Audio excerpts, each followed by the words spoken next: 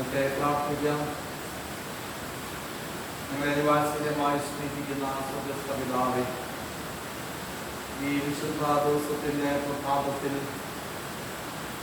ഭവന ആരാധനയ്ക്കായിട്ടും ഒരുമിച്ചുള്ള കുടുംബ പ്രാർത്ഥനയ്ക്കായിട്ടും ഞങ്ങളായിരിക്കുമ്പോൾ അങ്ങയുടെ സാന്നിധ്യത്തിൻ്റെ മറവിൽ അങ്ങയെ സത്യത്തിലും ആത്മാവിലും ആരാധിക്കുവാനും കഴിഞ്ഞ നാളുകളിൽ ഞങ്ങൾക്ക് നൽകിയ എല്ലാ നന്മയ്ക്കായിട്ടും സ്തുതി അർപ്പിക്കുവാനും ഈ വിശുദ്ധ ദിവസത്തിൻ്റെ പ്രഭാതത്തിൽ ഞങ്ങളെ ഉപനിധിയാക്കണമേ.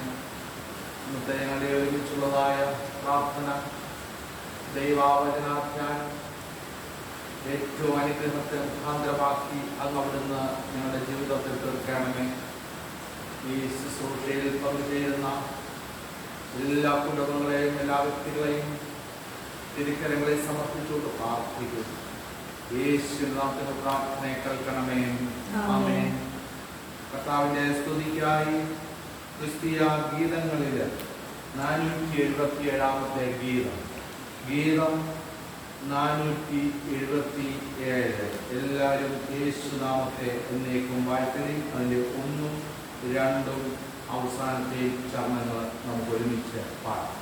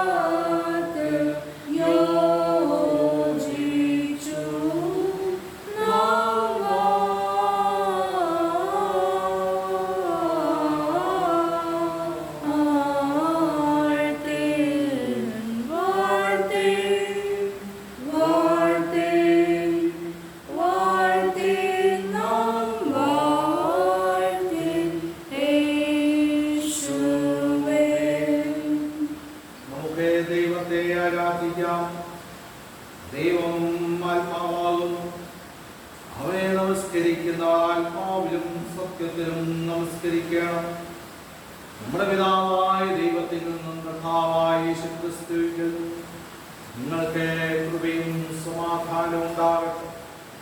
യഹോവയുണ്ടാക്കിയ ദിവസം ഇന്നും നാം സന്തോഷിച്ച് ആനന്ദിക്കാം. കർത്താവേ, ഞങ്ങളുടെ അധരങ്ങളെ തുറക്കണമേ. ഞങ്ങളുടെ വായിന്റെ സ്തുതിയെ വർണ്ണിക്കും. പിതാവിനും പുത്രനും പരിശുദ്ധാത്മാവിനും മഹത്വം ഉണ്ടാകട്ടെ. പ്രകാരം തന്നെ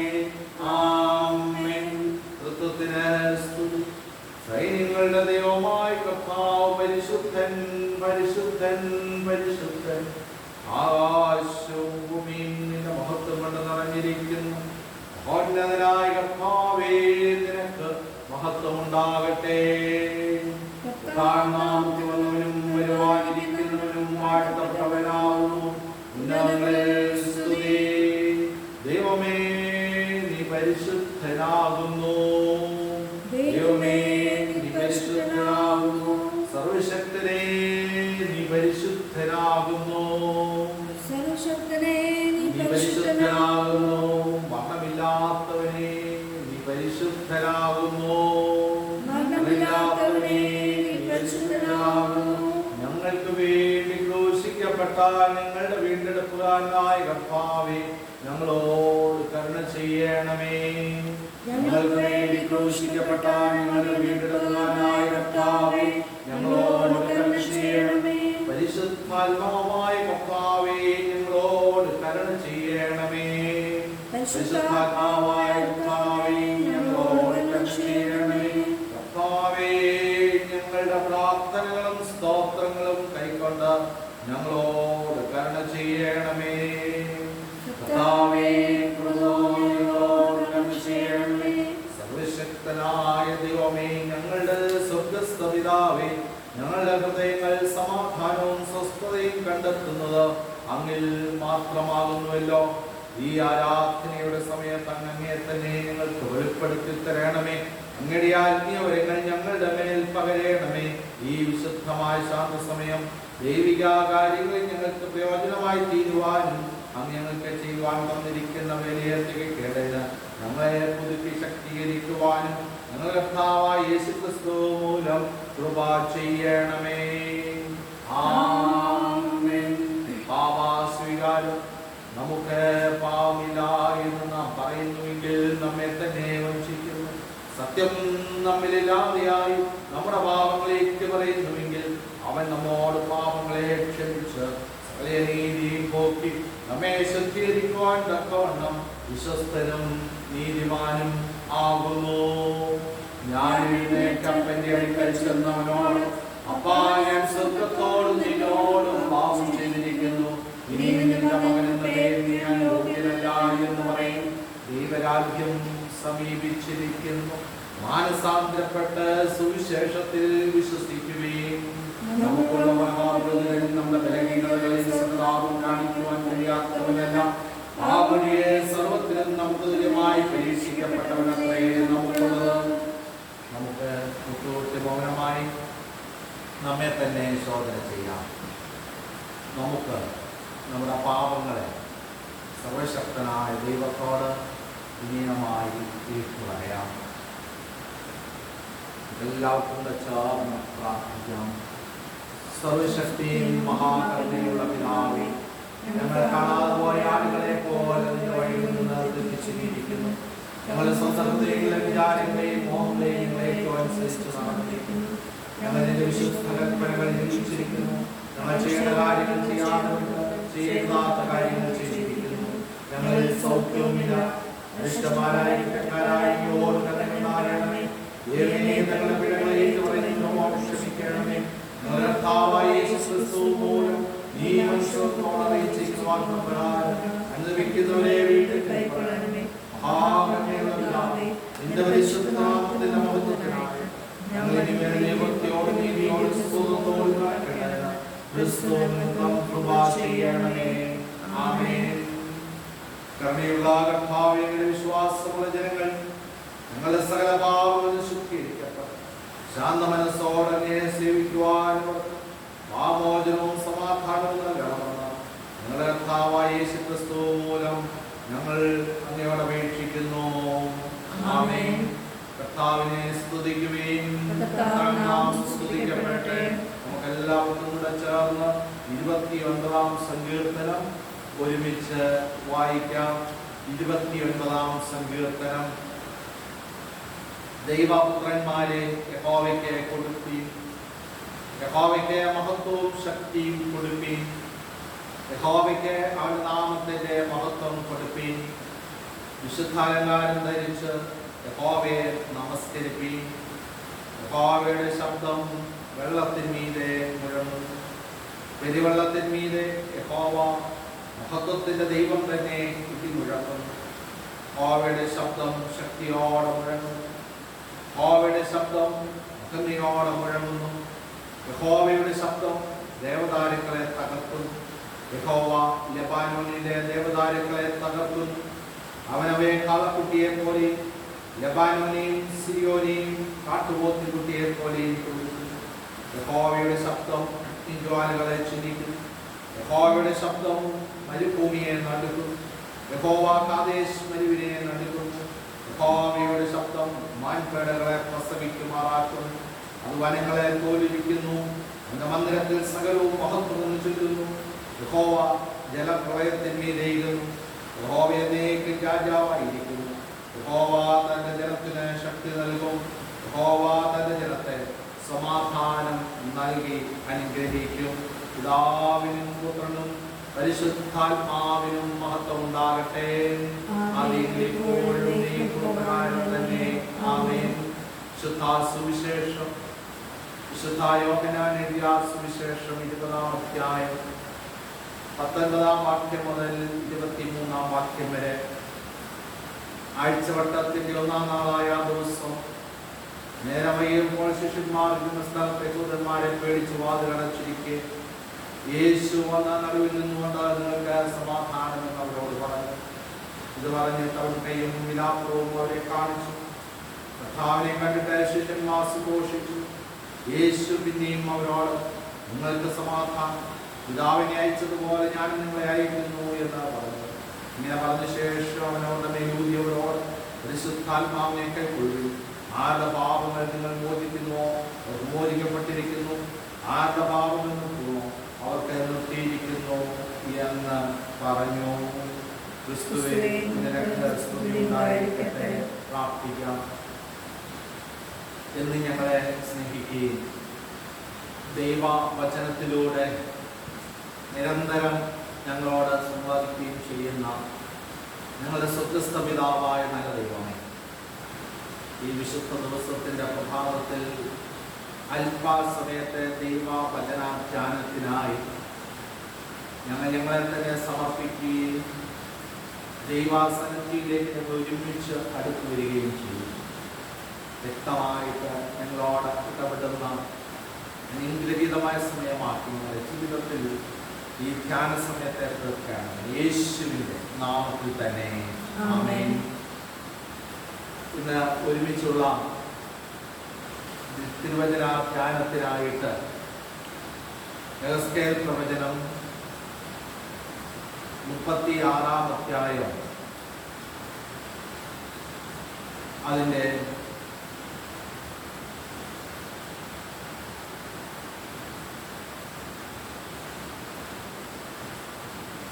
27-ാമത്തെ വാക്യം.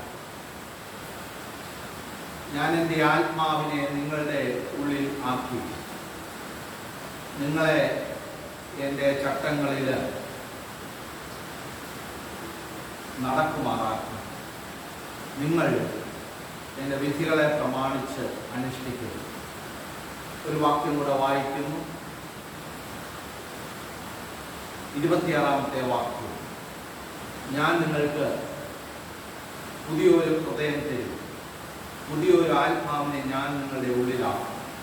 കല്ലായുള്ള ഹൃദയം ഞാൻ നിങ്ങളുടെ ജഡത്തിൽ നിന്ന് നീക്കി മാംസമായുള്ള ഹൃദയം നിങ്ങൾക്ക് തരും.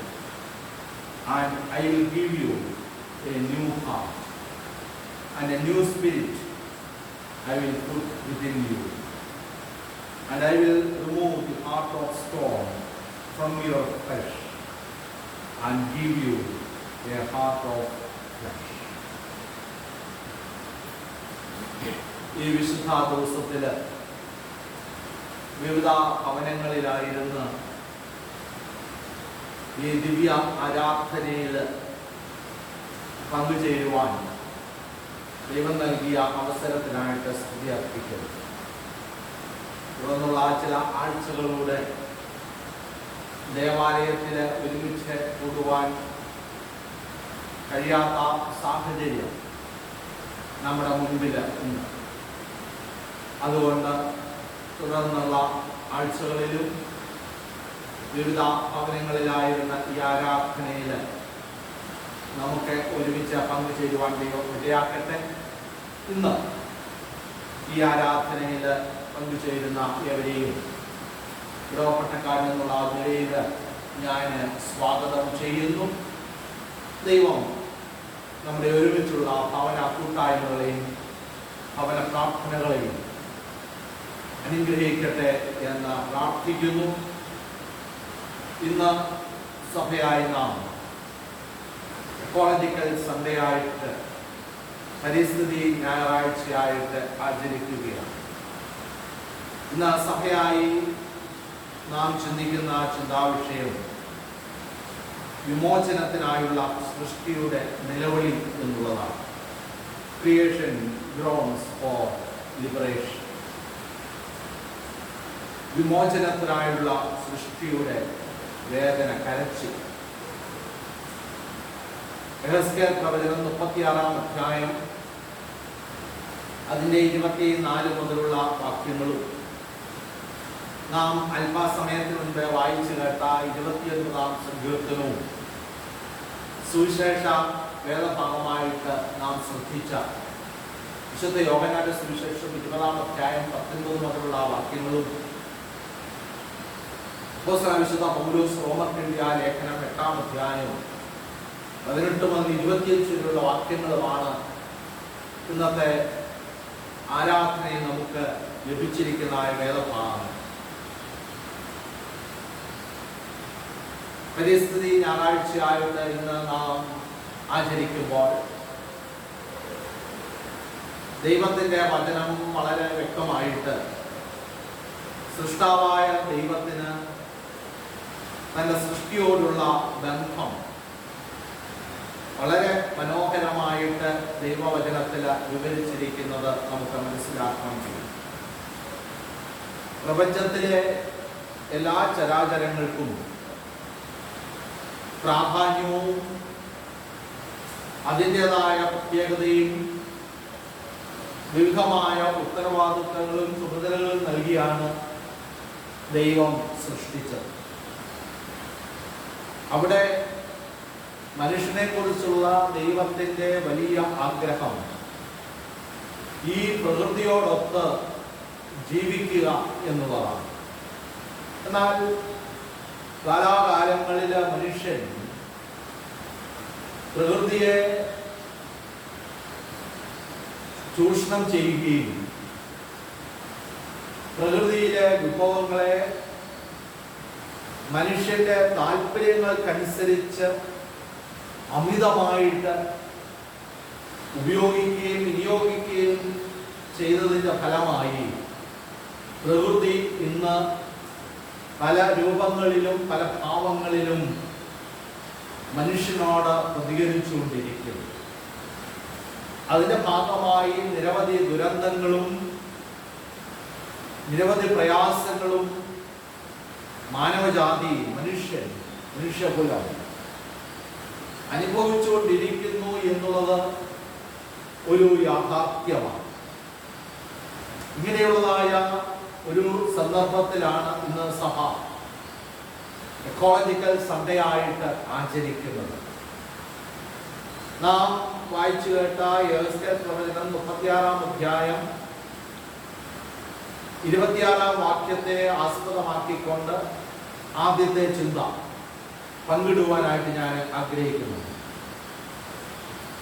പുനഃക്രമീകരണത്തിനായിട്ട് സൃഷ്ടിയെ ഒരുക്കുന്ന ദൈവത്തെക്കുറിച്ചാണ് ഇവിടെ നാം വായിക്കുന്നത്. God who equips the creation for rearrangements. 26-ാം വാക്യം നമുക്ക് നൽകുന്ന ഒരു വലിയ സൂചന ഇതാണ്.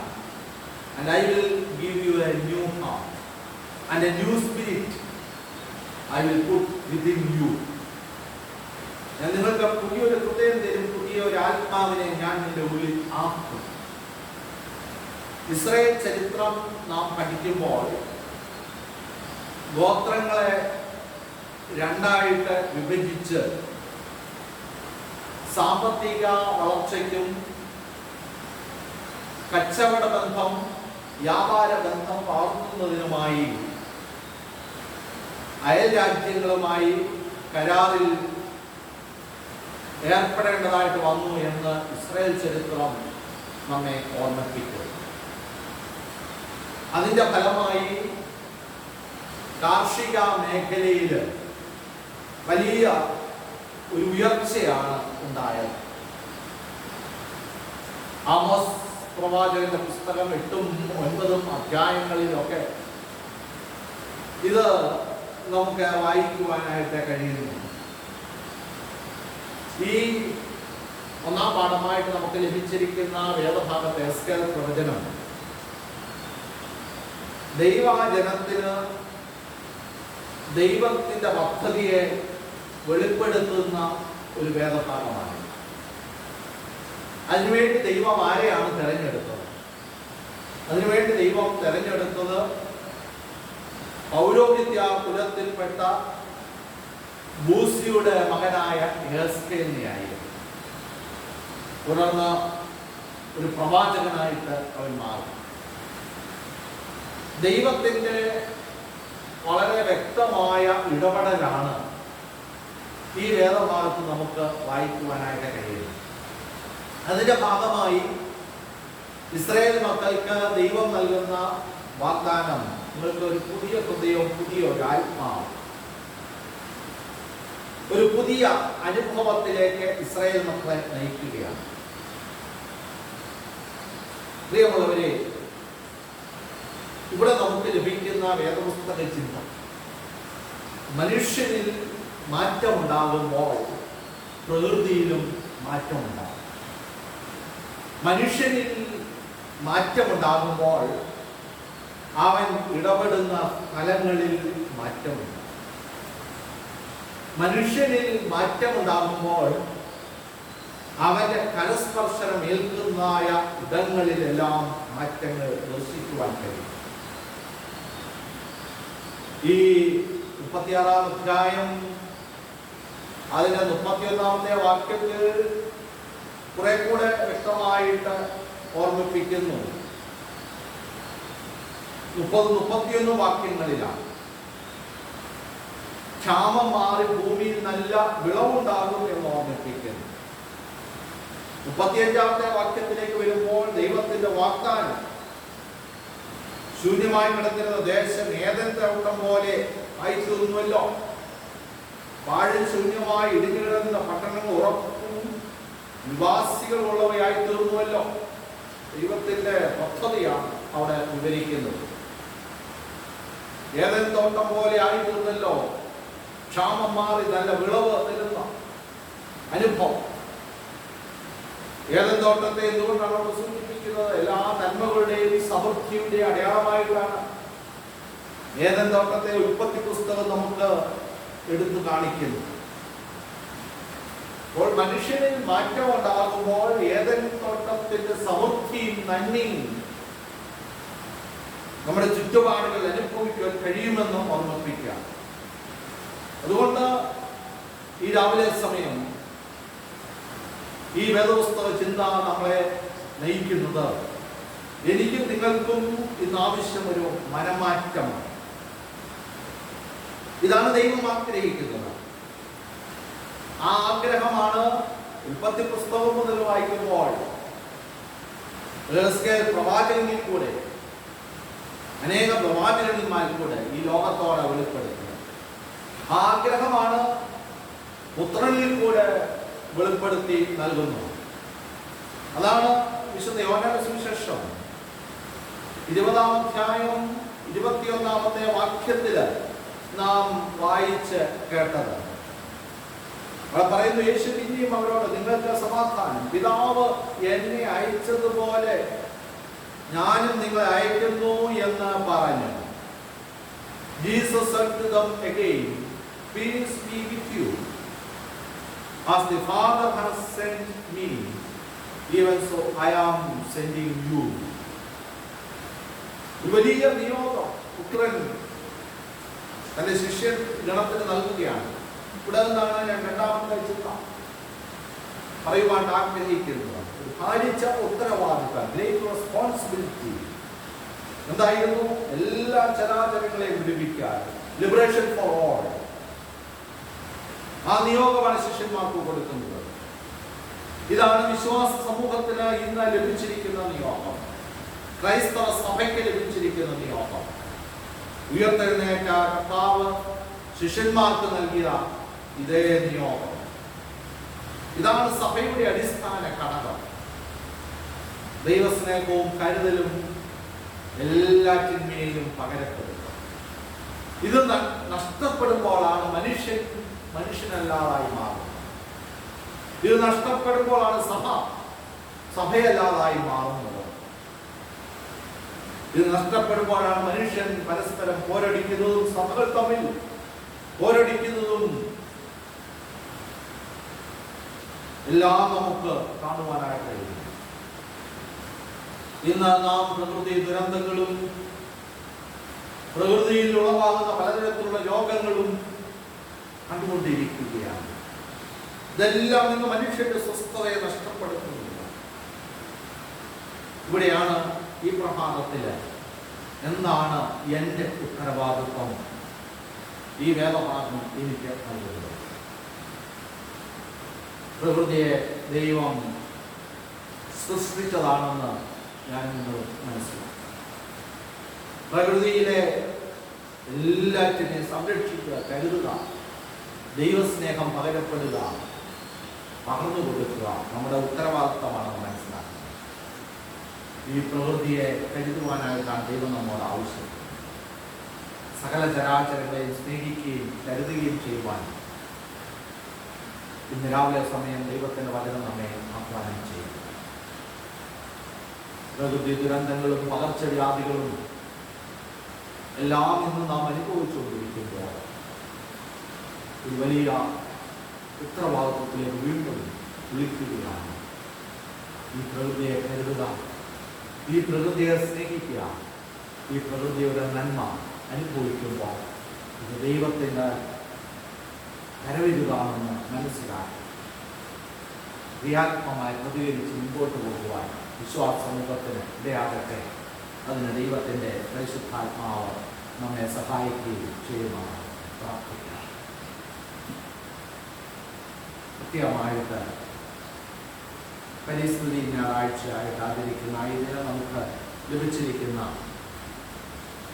വേദഭാഗങ്ങളിൽ കൂടെ ചില ചിന്തകൾ പങ്കിടുവാൻ ഇടയാക്കി.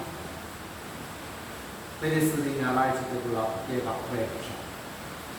സർവസൃഷ്ടിയുടെയും സൃഷ്ടാവും വീണ്ടെടുപ്പുകാരനുമായ ദൈവം ഞങ്ങളെ വിമോചിപ്പിച്ച സ്വാതന്ത്ര്യത്തിലേക്ക് നയിച്ച് ഞങ്ങളെ പാപ വിമുക്തരാക്കുന്ന അങ്ങയുടെ കൃപയ്ക്കായി അങ്ങേക്ക് സ്തോത്രം. വീണ്ടെടുപ്പിനായി ജനങ്ങിക്കൊണ്ടിരിക്കുന്ന സൃഷ്ടിയുടെ കാര്യവിചാരകരായിരിക്കുവാൻ അങ്ങയുടെ വിമോചന ശക്തിയായി ഞങ്ങളെ ബലപ്പെടുത്തണമെന്ന് അങ്ങയോട് പരിശുദ്ധാത്മാവിനോട് കൂടെ ഏകദൈവമായി കലാവസരം കൂടാതെ ജീവിച്ചു വാഴുന്ന യേശു ക്രിസ്തു മൂലം ഞങ്ങൾ അപേക്ഷിക്കുന്നു. ആമേൻ. വാഴ്ത്തപ്പെട്ടവനായ ഞങ്ങളുടെ സുക്രിസ്തുവിത നല്ല സമയത്തിനായിട്ട് സ്തോത്രം.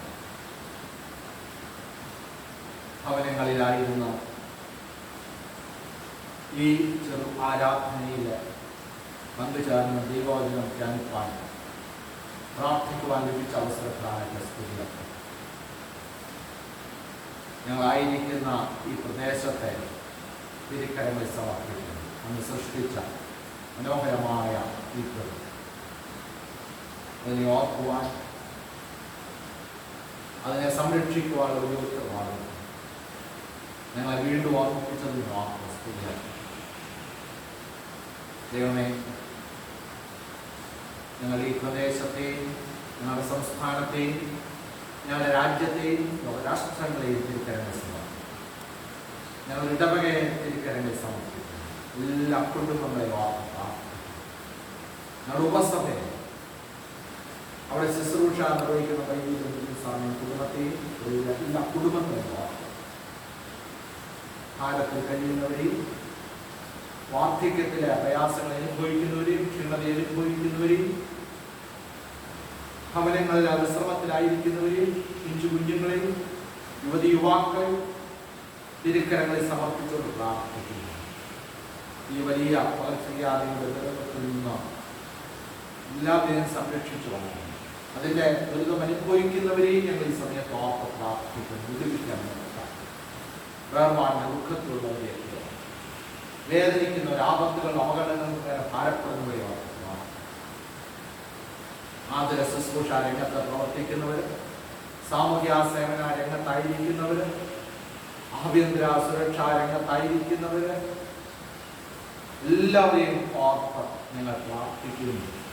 നിങ്ങൾക്ക് വേണ്ടി ഈ പ്രദേശങ്ങളിൽ പ്രവർത്തിക്കുന്ന എല്ലാവരെയും തിരിക്കരങ്ങൾ സമർപ്പിക്കും. ദക്ഷിണേന്ത്യ സഭയ്ക്കായിട്ട് പ്രാർത്ഥിക്കുന്നു. മഹാനവക അധ്യക്ഷനെയും ഓഫീസ് ഭാരവാഹികളെയും സുവിശേഷ പ്രവർത്തകരെയും അനേക ഗ്രാമീണ സഭകളെയും ഗ്രാമീണ വിശ്വാസികളെയും